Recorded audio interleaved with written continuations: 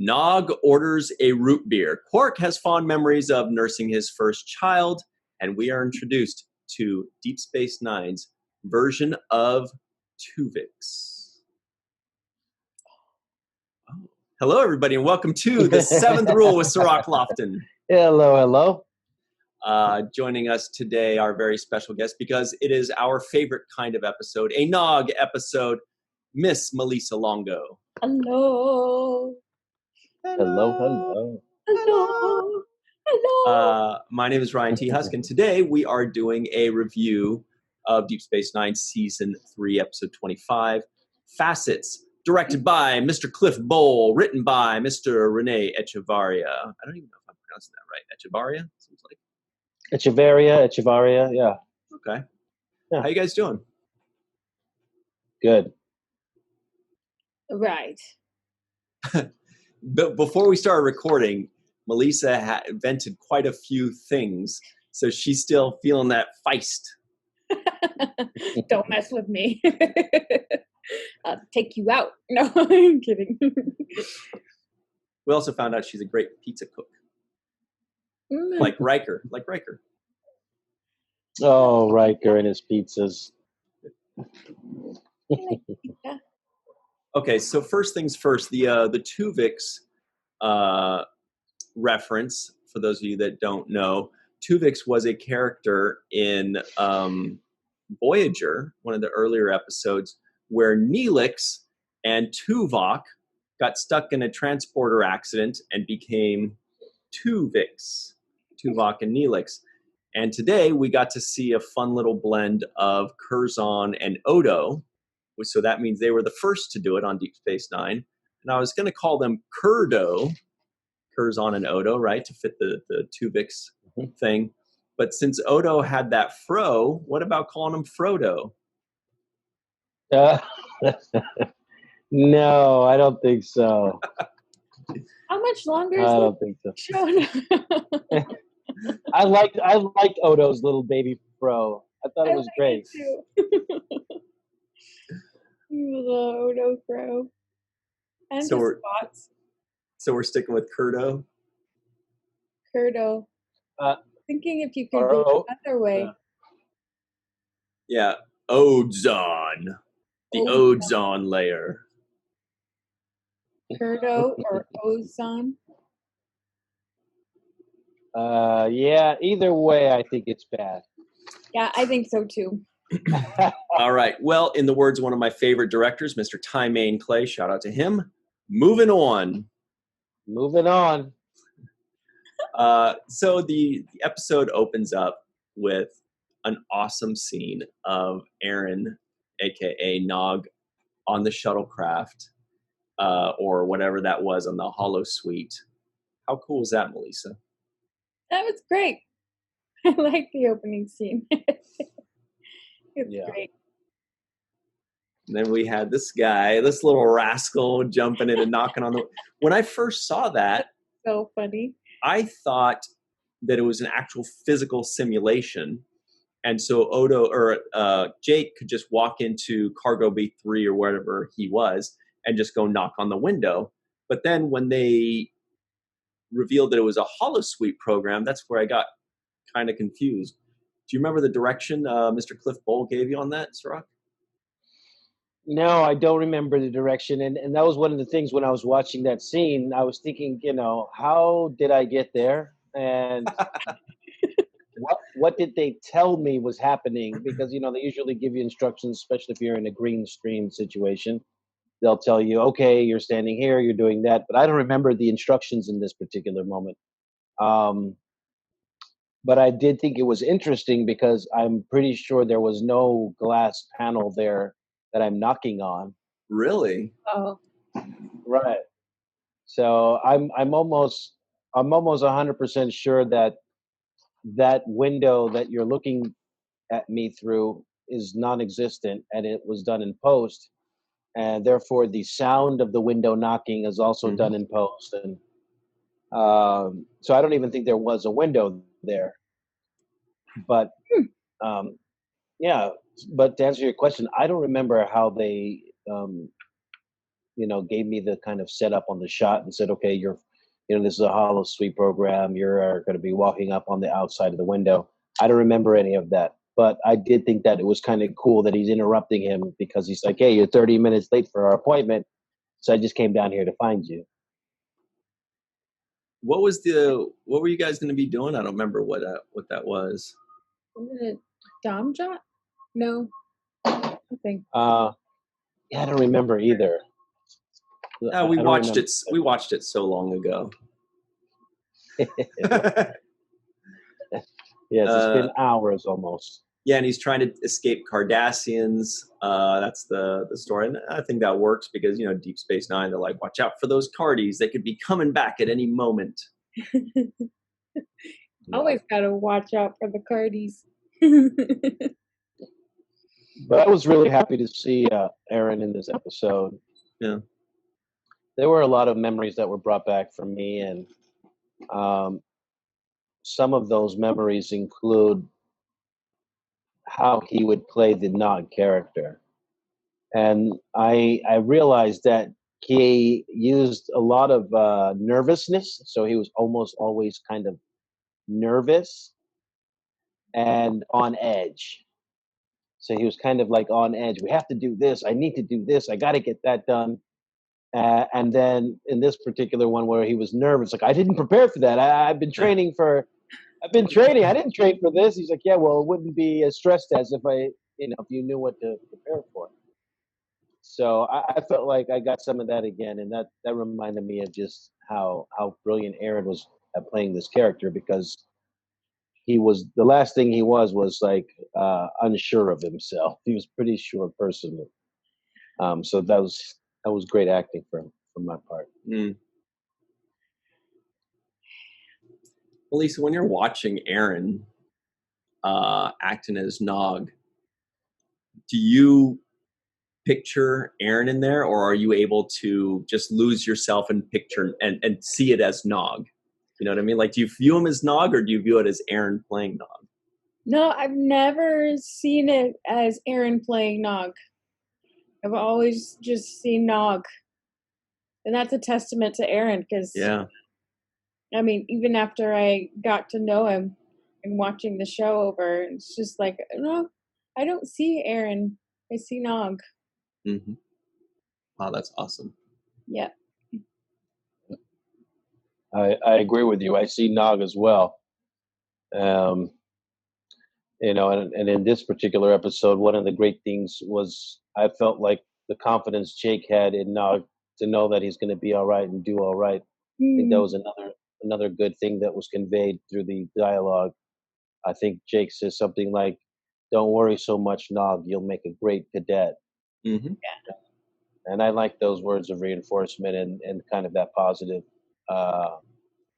outlook that he has on his friends, career possibilities. Yeah. Yeah. Yeah, Jake is a good friend to Nog. Very good friend to Nog. And it's nice that he's so supportive of him.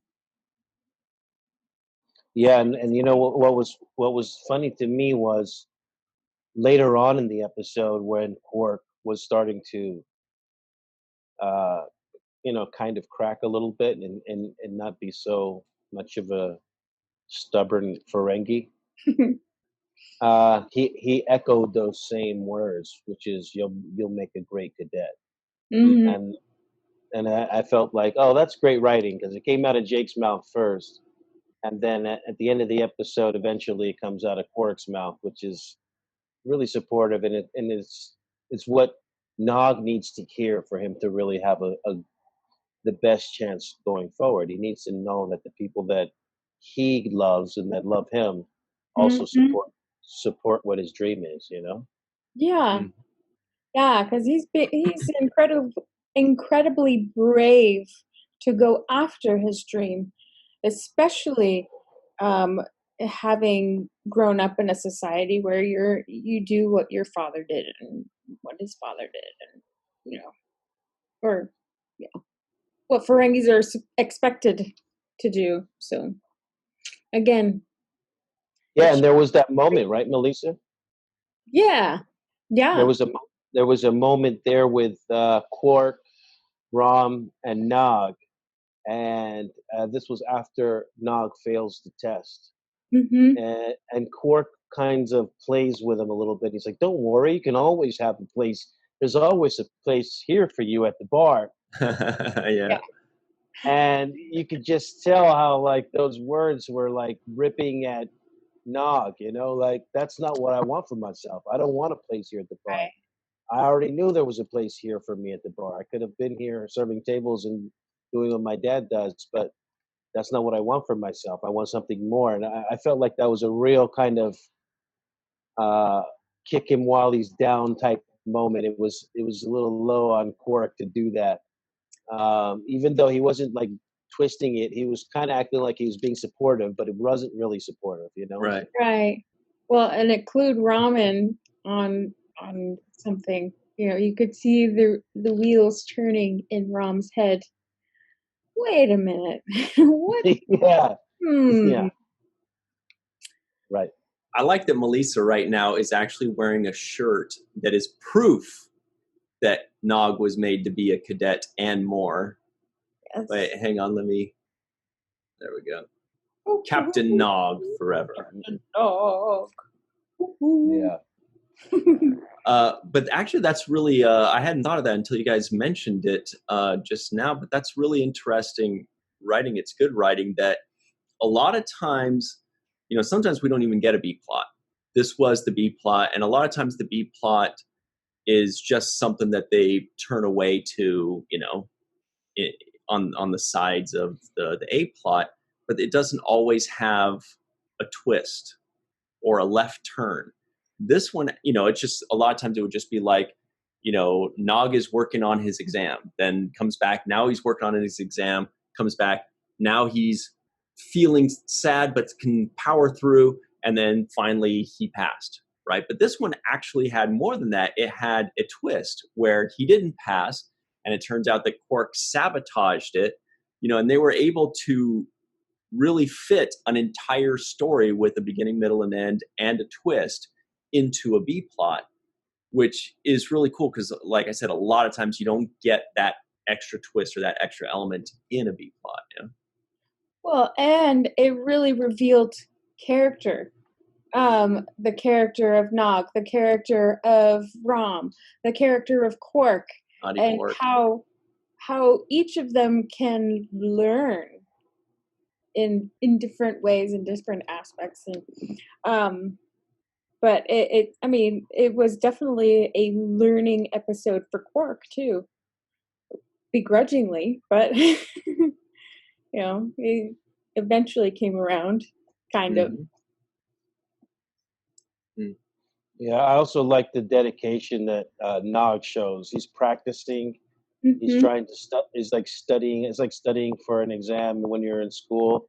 I love the way he's putting that work in, to the point where he loses himself in time. Right, I lost track of time. I'm in here doing my thing. That means he's really passionate about it. I also like that it's an all hands kind of effort. So Quark's involved with the holosuite program. Captain Sisko's grading the exam. O'Brien is training him, and I just feel like it's like the community. It's the family of DS9 kind of all their hands on into helping this character develop, and I really like that as well. Yeah, takes a village. Yeah, takes a village, and it wasn't contrived, which is nice. Oh, here we go. We're gonna tie it all in a little bow. It wasn't. It felt honest. The storytelling felt like a real community that is so close together would come together to help this youngster do the best he can. So, Youngster. Yeah, he's a youngster. He is a and youngster. You know what else? What else really I thought was just like so touching for Rom as a father when he went out and he bought his son that cadet uniform. So sweet. He had it tailor-made for him. And by the way, we got a NAM for Garrick in the process. So Rom is not only a giver, to Nog, but he's also a giver by hooking up Garrick with a non-appearance mention. So what a guy.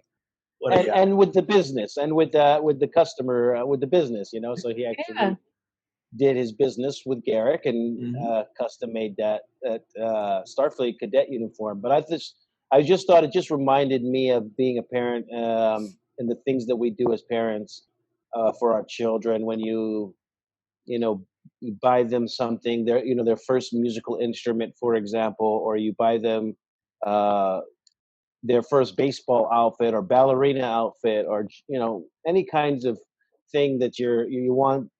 It just means so much for that parent as well. It's a big moment for Rom. It's like, it's beyond a graduation for him. This is like the legacy of his family. This is like, my son's going to achieve more than what I have in life. And I think that's what really the basis of what all of us as parents or people want to do. We want to leave a better generation than what we inherited. We want our kids to be better off than we are. And I felt like that was communicated to me in this scene with Rom, and just him preparing. Like, look, who knows how much money that cost him? Who knows how much time it took in preparation. So that means he probably ordered that outfit 2 weeks before this day, and all of those things. So it just made me think of the kinds of effort that goes into raising your kid and trying to give them the best that they can have, so that they can become the best version of themselves. Yeah, it was so sweet. So sweet. A parent showing their support for their child's passions. It's kind of like when Captain Sisko bought Jake his first pencil. Yeah, I remember that pencil. I still got it today. I haven't sharpened it. Oh my. Wow, it's got an eraser and everything. It's a number 2. Yeah, I wanted a number 1. But it's funny because when this episode started, I actually thought the Nog story was going to be the A line of the story. And it felt like that because they actually started with it, right? They actually started the episode. Usually they start the episode with the A line story, and then they'll cut to the B line story. But in this particular case, they started the episode with the B line story, and then cut to the A line story, which I thought was a little bit of a mix up in the traditional way that they approach the storytelling on DS9. Yeah. Interesting. Yeah, because I'm trying to think what the first scene was for the A plot, and it was the characters being asked to join the meeting. It's like Quark or whomever was saying, yeah, because at first your first thought is Quark is being asked to be part of a meeting. That's weird. And then the plot thickens when it's like Lita, this character that was introduced in like one scene in a previous episode, is being asked to be a part of this meeting, and it makes you think, oh, what the heck's going on around here? So maybe they just started with the Nog scene because they needed a segue. They kind of used it to where like you guys were, I think, passing through the promenade, and then they focus in on Quark talking about his thing. Maybe it was just more of a cliffhanger, maybe. Yeah, I don't know. I liked how it opened because I liked that they started with the B plot because of the way it opened. Because you don't know what Nog is doing. Why is he in a runabout? What is going on? And then all of a sudden, Jake's knocking on the window out in space. Right. What's going on now?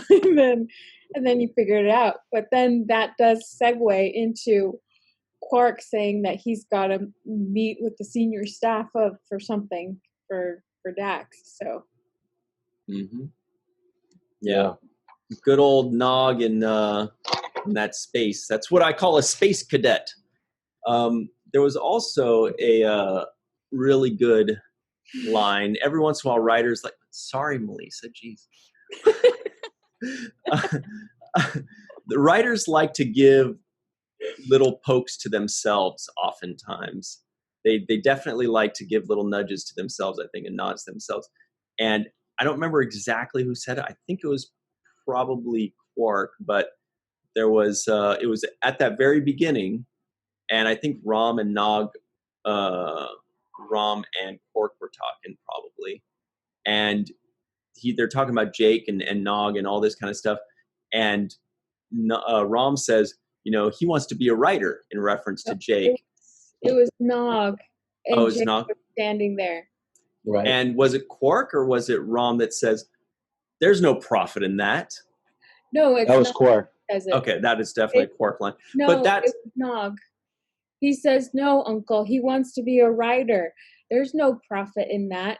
And Quark said, "Well, there is, especially in the more." good, very good. Then I did have that. I put in my notes it was Nog, but I was like, that doesn't sound like a Nog line, so I questioned it.